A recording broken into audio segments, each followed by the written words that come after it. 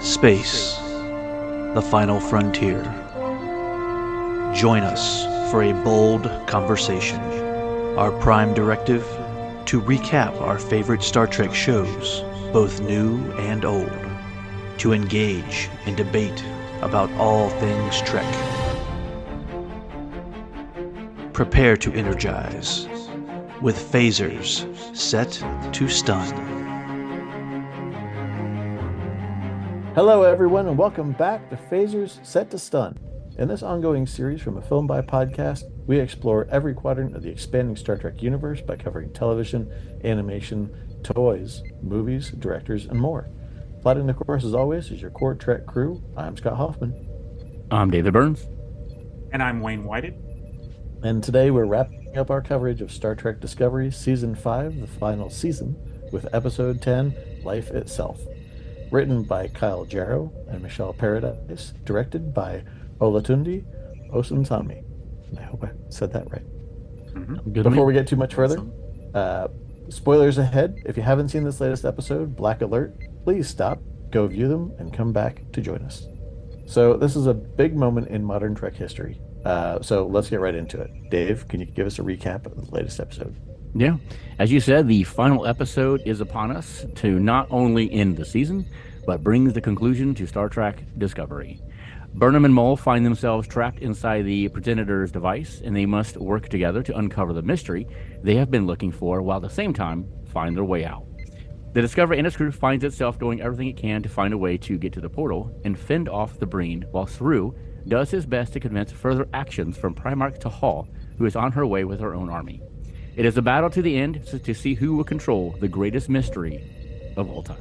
Without pausing on it too much, initial thoughts. Dave, I'm very curious to hear. So there's some good things that happen in this. Obviously, the visual effects are fantastic again. Direction, I thought, was fantastic in this. Yeah. There is some editing in this that was just blew my mind. There's some shots when they went from Mull and Burnham back to the fighting, and then from the fighting back to them, which was edited incredibly well. Yeah. And the twists and turns of the camera work, some of the stunts that were done on this were fantastic. Some of the things that we learned, about the portal and those kind of things, the device and those kind of things was really neat. Being inside of that was really neat. I felt though the ending of this episode was way too long. It felt like it dragged and dragged and dragged. I'm like, would you just end this episode now? I was very upset by that. It felt like I had 3 or 4 different endings, and I'm and I'm like, okay, enough is enough. We don't need all of this. We don't. And that in itself, I was very disappointed in, and it let me down. The episode overall, I knew they were going to build this up to such a degree that you weren't going to be able to, be that high expectation that everybody had. I still felt they did a good job. Don't get me wrong. Some of the things that we learned about the device, it's, the Predators it wasn't theirs. It was there, right? Yeah. They found it. So I thought that was kind of neat. And then I'm not going to say I'll let Wayne do it in the, some of the, he froze. Who we find out who Kovic is. Yeah. I think that is fantastic. So we'll get into all that, but that's my thoughts anyway. Well, right. Wayne, what about you? David, you brought up a really good point, and I think it's pretty much, I feel the same way, because, that is really the elephant in the room, is the ending of the show, the ending of the series.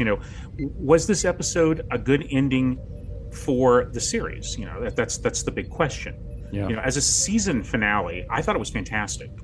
I thought it was a really good way of ending the story of this season. It had everything that we were expecting in a season finale. You had the big epic ending, huge battles, spectacular visual effects, surprising story twists, all that stuff. But as a series finale, not so much. It's you can't fault them because they didn't know. It's a pity that they didn't know that the 5th season would be the last, because then they could have approached this final episode with that knowledge and crafted it to better fit as a series finale rather than just a season. Instead we get this, 15, 20 minute tacked on scene at the end that really seems out of place and kind of awkward. But for what they could do, it's a damn good effort. I mean, it's. I understand their reasonings. I liked the final scene. I thought it was interesting. It gave both Burnham and the USS Discovery a nice closure, but it felt exactly what it was: a scene filmed later, tacked on a coda. And unfortunately, that's the best we could get because they didn't know. But if they had gone straight to that, it would have been a better ending, in my opinion. Instead of giving us so much more between that, but right before that, Oh, you mean like the wedding? I was wedding? going to ask you. Yeah, right. yeah. I mean, okay. they could have gone from the wedding to that, in my opinion. Instead of giving us all of that filler there, we did not need any of that. I mean, I understand what they were trying to do. Don't get me wrong, but man, it was just too much. Because I think the final shot was supposed to be with them on the beach, or whatever that was. That was supposed to be the final shot of the season, and that would have been a great ending for the episode. But correct, it would have. It continued on. Yeah. So you would have cut without the future jump, right? Without the time jump to the two I of would them in have the future? correct. I would have gone to her the doors opening of her going onto the bridge. For Discovery going off on its own. Oh, so you would have cut the stuff on the planet with Booker and okay. I would have cut all that. I understand that. I know they were trying to set up. This was something that they had planned for season 6. That they wanted to do. This was their intention for how they're going to end the series in the first place. But I understand what you're saying, and I agree that it was rather long. I think they didn't need 20 minutes. They could have done no. So Scott, what about you? What are your thoughts?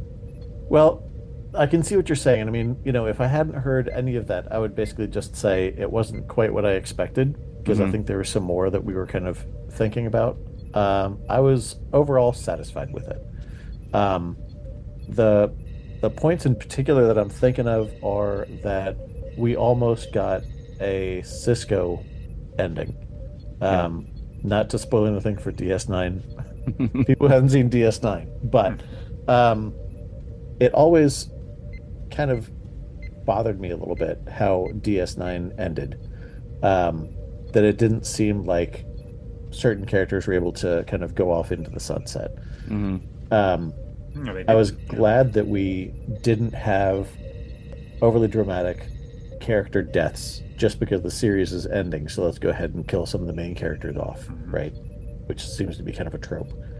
And that's one of the things that I liked about the time jump, that we got to see Burnham and Book in the future with their son, and we got to see the Federation, I'm assuming, is at this point rejuvenated.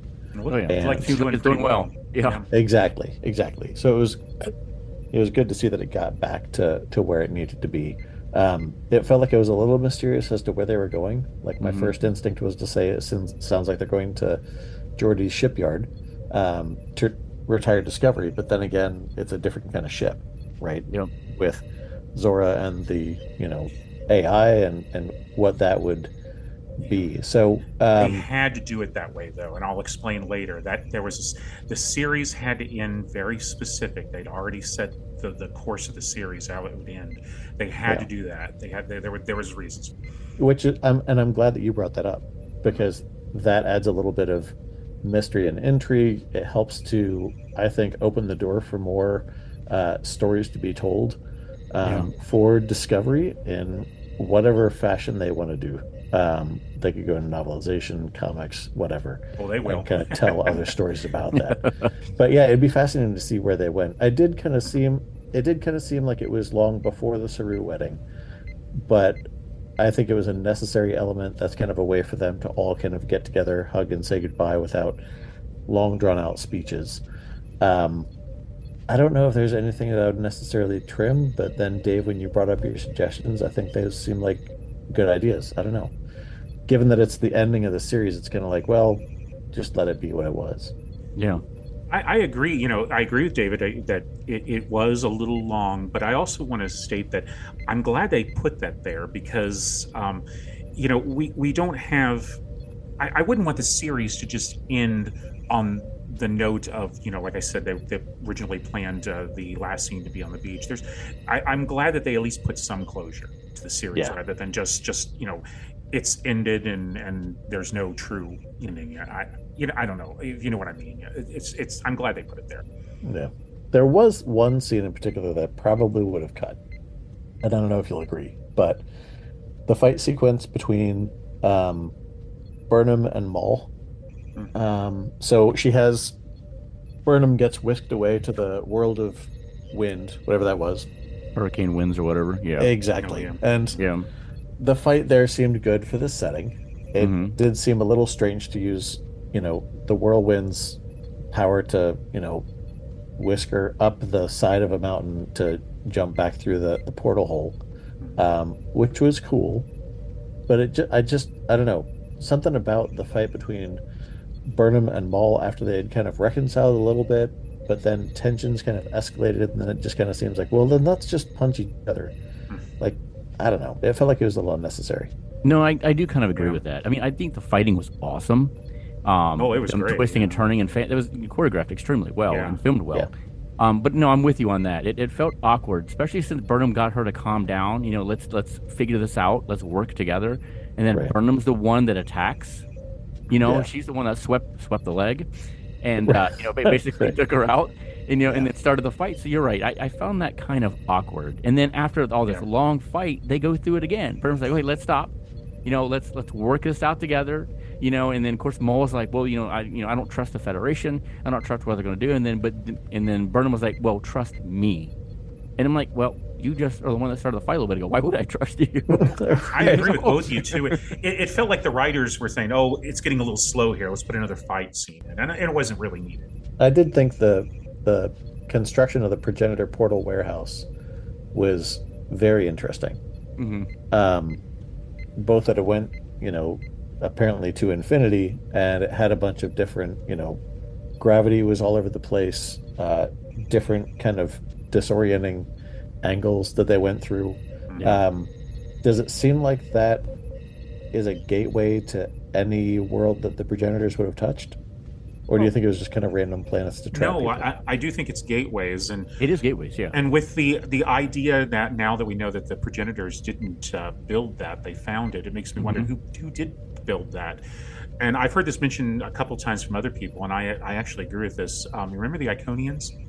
The whole thing's just screamed them. So maybe they're the ones they originally built. That'd be interesting. That would be. Yeah. And I want to bring up something too, because I actually thought this was kind of funny.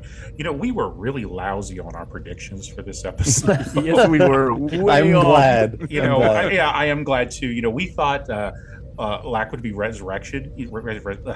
We thought he was going to be resurrected. He didn't. We thought Saru or someone else would be killed. They weren't. So I said the Discovery was going to be destroyed, and of course, I don't know why I didn't think of this. It couldn't be. It has to survive for 1,000.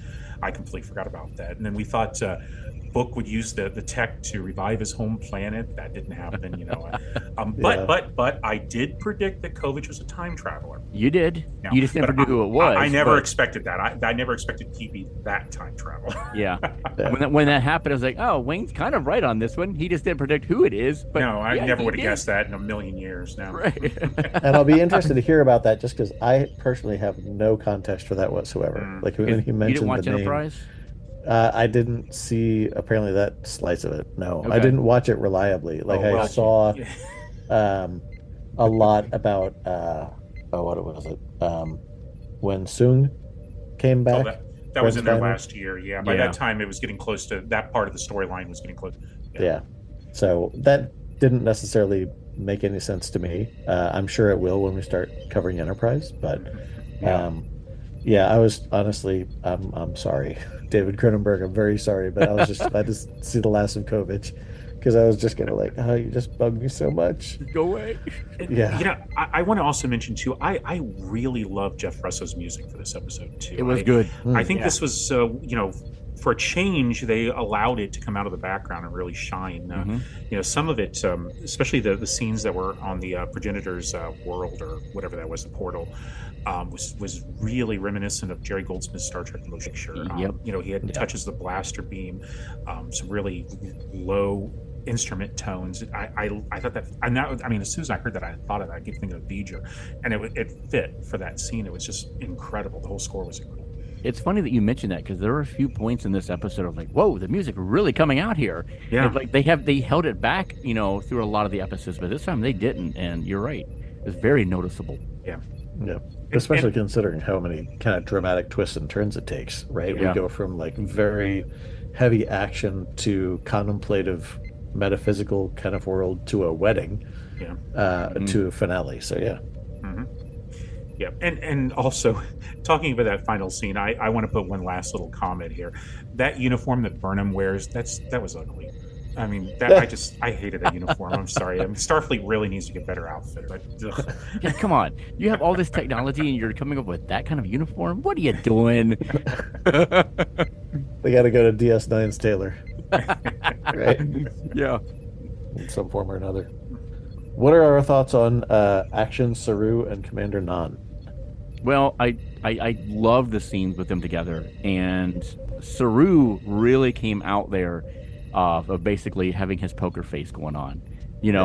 He was like, he told it as it was and wasn't going to take no as an answer no matter what. And man, I love that scene. I'm glad my prediction was wrong that anything was going to happen to him. But yeah, that scene was like, whoa, Saru, well done, buddy.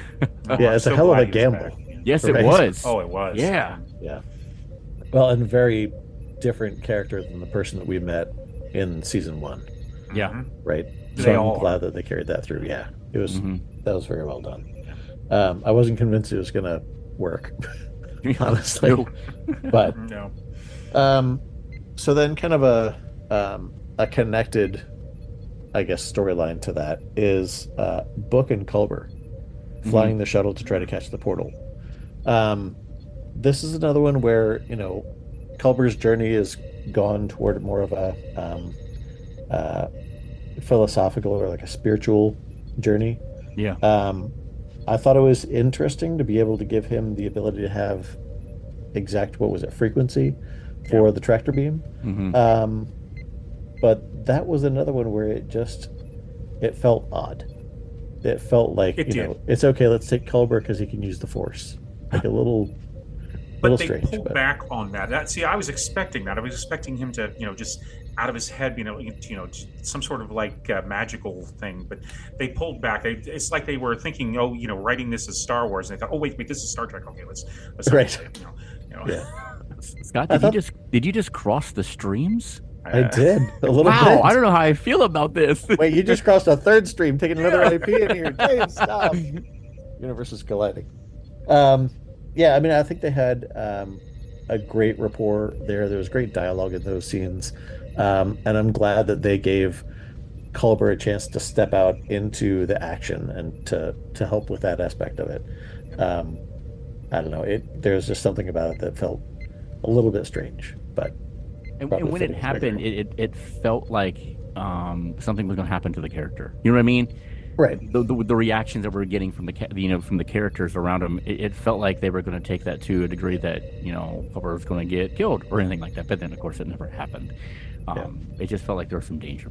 So thinking about another prediction that we made, that Locke would be brought back and would lead the Breen, and it would be a glorious new day and unification all around. Not so much kind of stuff. No, not even close. I really was surprised. Twist. I was surprised. Well, and it seemed like I was also surprised at Maul's acceptance of that. It seemed to go very quickly from like, this is everything that I'm living for. Oh, we can't do it? All right, never mind. Yeah. But you got to think the situation she was in, though. I mean, think if everything was going on around her so quickly, and it was tough for her to comprehend any of that. So I guess she had to come to terms. All right, I've made it as far as I can, and there's really nothing else I can do to this point.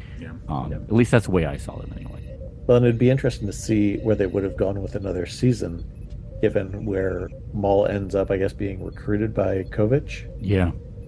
to just see where else they wanted to take that. I'd be And I'd very be okay with interested to that. see. And I've been Yeah. okay with that because Well, I I'd like love to- Mole's character. Yeah, I'd love to see Yeah. her in another season. Yeah. Yep. For sure. Yeah, I'd be interested to see if the Breen would continue as the as an adversary, at Mhm. least, if not the main, antagonist. But Yeah. But where they sent them, didn't they? How long did they say it would take them to come back?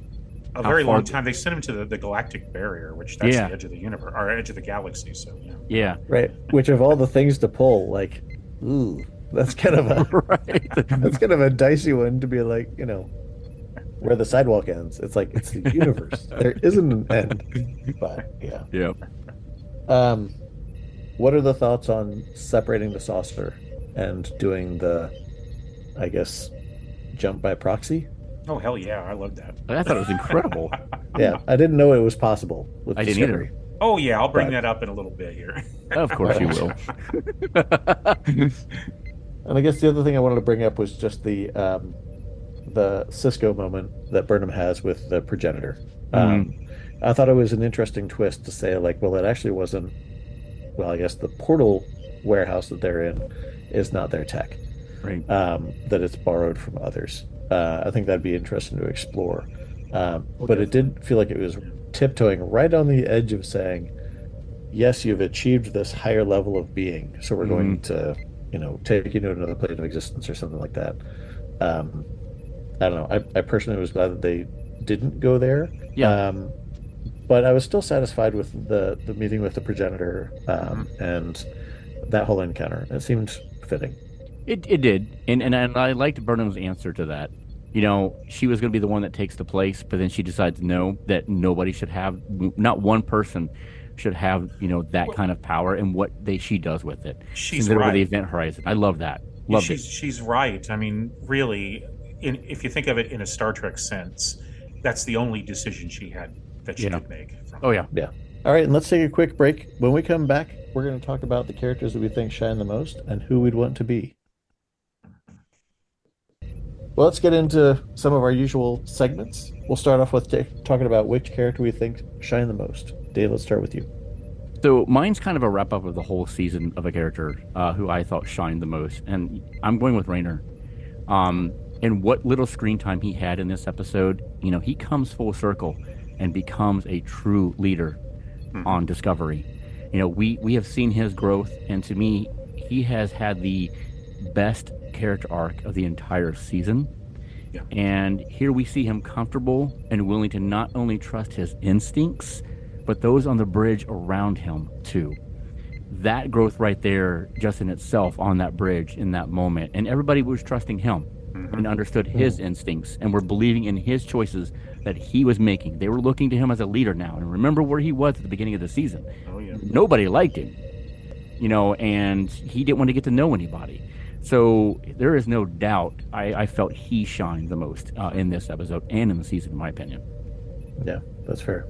And I'd like to see more stories continuing with him. If we have, extended universe things with Discovery, that'd be good to see. Yep. Wayne, what about you? Well, I've got to say Burnham, of course. Since this is the final episode of the series, they had to give it to Michael Burnham as the spotlight. And boy, I have to hand it to Sonequa Martin Green pulling it off. Not just for giving us an outstanding performance in this episode, but for truly being the shining star and the driving force behind Star Trek Discovery for its nearly 8-year, 5-season run. And she's been a real joy to watch every episode. Her character has grown so much over the 5 years. Her performance in the coda this episode I thought was beautifully done. For me, it was a very satisfying end to her character and for the series. It took me a little bit to get over The Walking Dead with her. Oh, But yeah. once I got used to her in this role, she became incredible. I mean, she's been incredible even Walking Dead and everything. But you're right. By the end of this, you could really tell how much she has fallen into this character, and just her style of performance has just been phenomenal throughout this series. Yeah. And she really pulled through in this episode too. So good choice, Wayne. Yeah, well said, Wayne. I think for me, my pick is a little bit more one-dimensional, just because I envied what Action Saru was able to do in that scene with playing the bluff. I mean, there Good it's, choice. there's two people on that shuttle that are trying to stop a Breen fleet from coming in with just dialogue and nerves of steel, right? To be able to play that bluff. I also thought it was clever the insight that he went back to in terms of the predator-prey relationship, and being able to basically call her a coward. Yeah.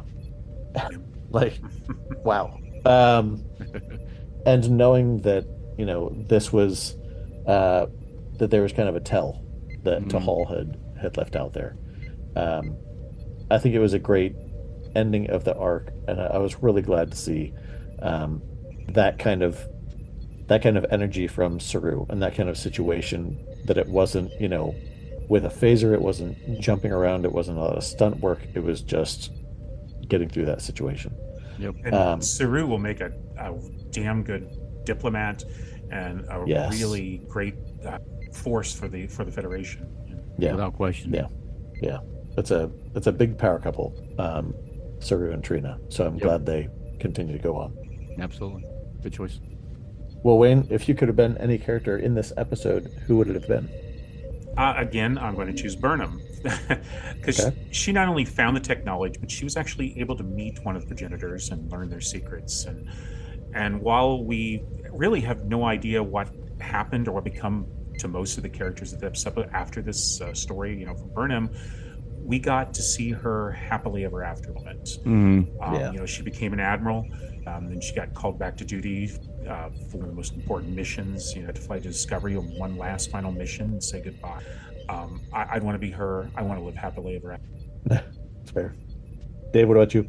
My answer is the same. It's Burnham without question. Just the fact that she got to explore, that place that no one has gotten to see. What, 2 people, 3 people have gotten to see and explore that are not progenitors. Just that alone, I would have loved to be able to do. But I would have stayed there a lot longer. I mean, I know she couldn't because of the situation, but just the fact that the things that you could explore, the things that you could get to see, would just be phenomenal to me.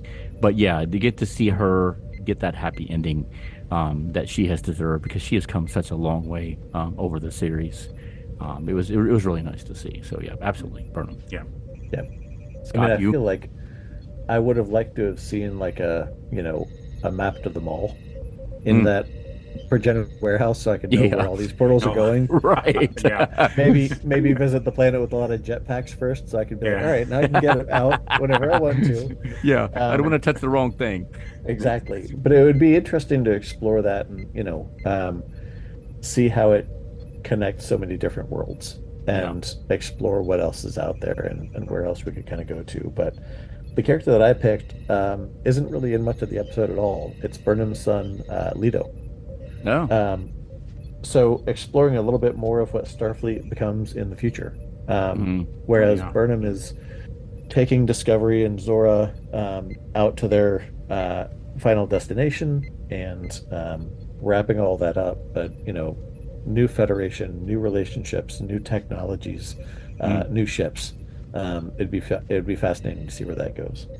So does that mean that character is going to be get to see Tilly, work with Tilly at the Academy? I'm assuming. Likely. Yeah. That'd be interesting. Yeah, it would. Good catch. I found myself a bit surprised at the as they were taking the A off of Discovery's hull. I didn't think they would go there. I could have sworn that it would be, no bloody A, B, C, D, but I'm kind of surprised they went there. But I think they had to. They had to. So explain that a little bit. All right. Please. Well, I have to go down to my Easter eggs thing, because the end of this episode actually connects to something that we've seen before. Okay, here we go. The final reference, it was mentioned that Admiral Burnham was being sent on another red directive to take Discovery on his final mission, and they mentioned on there that she was taking Discovery and Zora to wait for someone named Kraft. Now, that's a direct reference to a Star Trek Short Treks episode that was done between season 1 and 2 called Calypso. It was one of those that I mean, I missed it too. A lot of people didn't actually see this because it was only up for a short time on Paramount Plus. But in that episode, 1,000 years in the future, we see the abandoned Discovery, and we see Zora meeting a man named Kraft. They're connecting it to this. It had to end, and because it was made between season 1 and 2, Discovery looked like it did when the series first ended, including such as the nacelles were connected, and the A wasn't on there. Wow! So they had to kind of go back and put that in there so that it worked. Interesting. There's some retcon scramble there. Exactly. Yep, that's exactly what that was. And then we had already talked a little bit about the Kovich character and the connection to Enterprise. Anything else we need to say there? Oh, there's a lot. I mean, this whole episode had a lot of Easter eggs, some great stuff. But Kovich reveals that he's actually Agent Daniels. So who is Daniels? He was a temporal agent from the 31st century who had traveled back in time to the 22nd century, and he helped Captain Archer and the crew of the Enterprise, the NX-01, stop time incursions resulting from the temporal Cold War. He first appeared in Star Trek Enterprise, the episode called Cold Front, which was during its first season, and then reappeared again the next year, season 2, in the two-parter Shockwave. He appeared in 8 episodes throughout that series' 4-year run, all 4 years of the show. But my question is this the actual same character? Or is this just a code name that's used by different agents? Because it's played by the same different actors. So I wonder. Interesting. Any other Easter eggs that we missed? Oh yeah, and one I liked.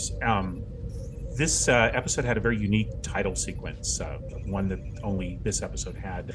Featured bits from each of the 5 seasons title sequence. The Klingon weapon, the communicator from season 1. We saw the Red Angel, the Enterprise's captain's chair from season 2, the book ship from season 3, and Zora's voice modulation image from season 4. And then, of course, the stuff from season 5.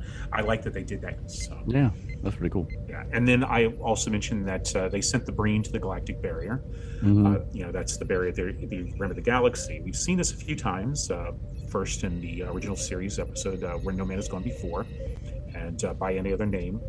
And then we saw it last season in Discovery in the episode The Galactic Barrier. But now, remember, this isn't the same as the Great Barrier that we saw in Star Trek V. That's the energy barrier from the center of the galaxy. This is the one at the end of the galaxy. Okay. All right. And then, of course, I had that mixed up. Yeah. Yeah. Well, a lot of people do, and I didn't originally too. But they're two completely different things. And then we also mentioned about the Discovery separating. Of course, that isn't the first time we've seen a starship separate. The Enterprise D did 4 times in Star Trek: The Next Generations. But the fact that the Discovery can do it really begs the question. Is this something that it could always do, or was this something that was done to it when it was upgraded for the 32nd century? It is possible that it was designed to do that originally because, while we never got to see it, the original Enterprise, Kirk's ships, could separate. It was mentioned in the episode The Apple. Kirk orders Scotty to separate the ship and take the saucer to safety. And also, designer Andy Probert had said that the Enterprise refit that he did for Star Trek: The Motion Picture also had this feature. There are, on the bottom of the saucer section, there's 4 squares that would slide open like panels and reveal the landing gears that would come down. That's actually seen on the model in the movies. Wow. Interesting. And then we've got, this was a nice one. I had fun picking this out. Speaking of Kovich, his office is littered with items from Star Trek's past. Oh, yeah. All over. Oh, yeah. What I saw in a quick glance, I saw the Terran Empire dagger from the first season of Discovery. There was the Next Generation Type 1 phaser, the Dustbuster. There was a bottle of Chateau Picard. Of course, Geordie LaForge's visor. We saw Captain Janeway's microscope that she always kept in her ready room. We saw Captain Sisko's baseball he kept in his office on Deep Space. Yep. Then we've got, the planet at the end, the planet that Burnham and Book retired to and make their home is called Sanctuary 4. That was last seen on the third season's opener, that Hope Is You Part 1. That's something that's not a new planet. We saw that before. And I think that's it. All right.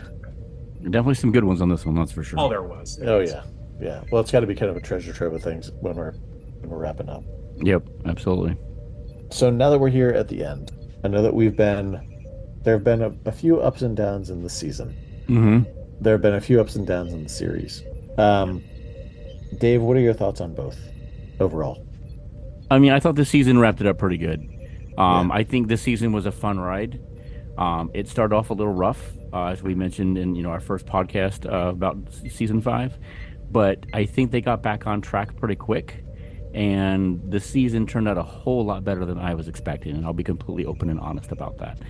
I was not looking forward to this season at all because I'm not a fan of the last season, and I really didn't know where they were going to go with this. But I'm glad to say that I was wrong, and I was glad to see what they gave us.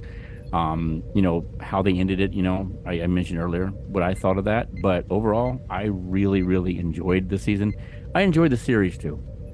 It's always nice to have Star Trek on television. Yes. We've not really had it in a while in a TV series form. So it's kind of nice that, they took a chance and, they gave us a new Star Trek. They gave us new characters. They gave us, a bunch of new things, new ships, everything. It was nice to have that again, and enjoy that. So the people out there who are picking on Discovery, just stop. Oh, yes. It was nice to have Star Trek back in our lives, and I hope they give us more. I really do. I want to see more of what's going on, with Tilly. I want to see what the Academy is in the future. I want to see those kind of things of what's going to happen, because that means we're going to see Saru again. We're going to see some of these crew members again. We may see Burnham again. Who knows? The sky's the limit when it comes to this kind of stuff. But overall, I really enjoyed it. Yeah, I agree. Wayne, what about you? Star Trek Discovery, I've had a love-hate relation for it. I mean, I love the first 2 seasons, especially that second season. And the third season, when it started, I thought it was fantastic. Moving them to the 32nd century was a brilliant idea. Getting to explore an area of Star Trek that we've never seen before. And I loved the third season until the very end. I thought the ending of season 3 was one of the most underwhelming season finales I have seen in years. And it kind of soured me to the series for a while and left me uninterested in season 4. When we decided we were going to watch season 5 and do these reviews, I went back and realized that maybe I was a little bit too harsh. It wasn't as bad. And I really enjoyed it. I thought season 5 was fantastic. Like David said, it had a little rough beginning, but it picked up, and it's been a wild ride. I'm glad they ended it on my opinion, a high note. And I can't wait to see. I'm glad that we've got Starfleet Academy coming, because that means we will see more of the 32nd century and hopefully the characters that we see in here. And I'm thankful that Star Trek Discovery exists. Because, not only was it a great ride, but this is modern Star Trek. We've got modern Star Trek on TV. This gave us Strange New Worlds. Without Discovery, we would not have Strange New Worlds. We would not probably have Star Trek Picard. And I'm thankful for this series and glad it's here. Yeah, absolutely. Yeah, same here. I agree with you both. It's as much as there are parts specifically of season 3 where it felt like it was kind of dragging and it didn't necessarily satisfy. I remember when Discovery was first on, I was extraordinarily excited about it. I was telling everybody that I could to catch it, not just because Star Trek was back, but because they were breaking so much new ground and they were doing so many things to rejuvenate Star Trek. I think the story writing has been consistently good, and I think eventually when we get around to doing Star Trek for Discovery, we'll have a lot to say about how much this really advanced the universe, and there are things that we can skip, there are things that we can jump around to, but overall I think they did an amazing job, and I'm glad that it's here, and I'm glad we went through it. Yes, absolutely. It was a great ride, guys. It was. Okay, Dave and Wayne, thank you as always for going through another great series with me. And when we come back in a few weeks, we're going to be talking about something completely different. We're not covering episodes or getting into a series. We're going to talk about another aspect. We're going to get into merchandising. So we'll be talking about our favorite Trek toys from the start to present day. What are those things that we would pull forward? And we're going to have a special guest to talk with us about it. Right, Dave?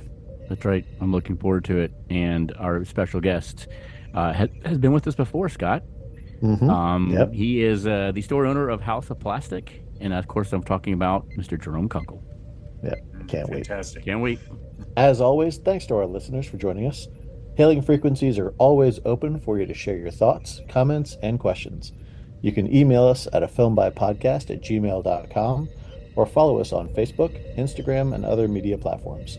Let us know what you thought of the episode, and you might get mentioned on an upcoming show. You can also find all the Phaser Set to Sun episodes online at afilmbypodcast.com. And if you're looking for more exclusive content and swag, send some Latinum our way through Patreon. See you next time for another episode of Phasers Set to Stun.